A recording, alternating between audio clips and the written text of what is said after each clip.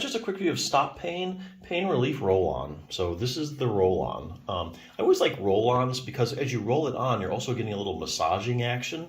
And massages also helps, especially like muscular kind of pain, because, increases the circulation and, decreases muscle activity. So I really like the idea of roll-ons.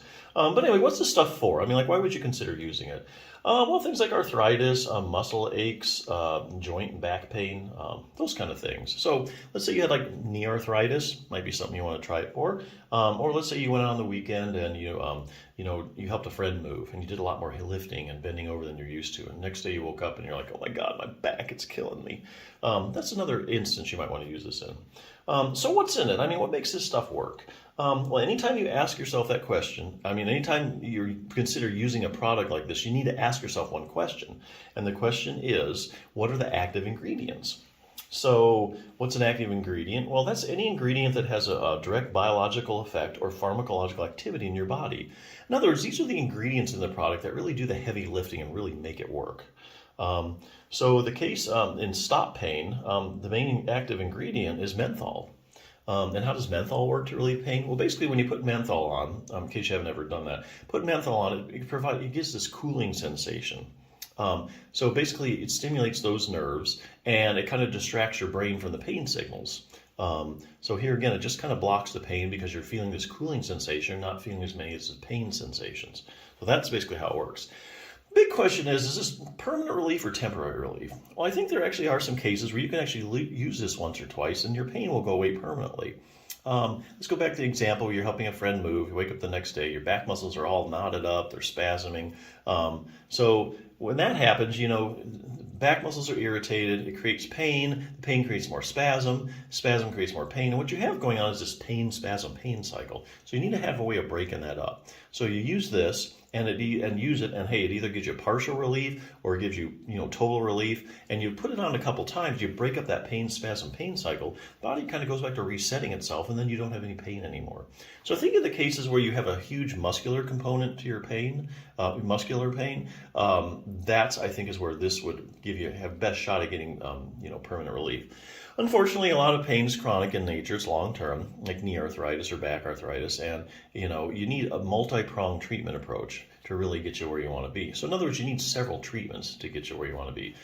But don't throw the Stopain away yet. Just because it didn't provide you, relief and permanent relief, you can still use this to get permanent relief, and I'll show you how. Let's go back to the example once again. You went over and you were leaning forward, bending, picking up a lot of boxes. The next day, your back's hurting you. You try the Stopain, helps a little bit. You try that for 3 or 4 days, still doesn't work.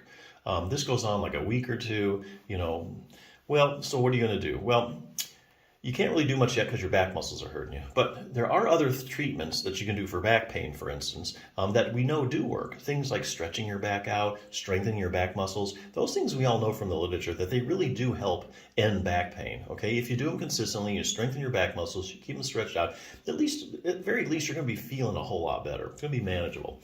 But you can't do that now because your back's hurting you. So what you do is you take the Stopain out, put it on, and now you're able to get some relief, or temporary relief, total relief, and now you're able to do exercises. So let's say you do something like multifidus strengthening exercise. So this book is where I'm getting this from, Treat Your Own Spinal Stenosis. A lot of people probably don't know about this, but there is actually some muscles in your back called your multifidus muscles.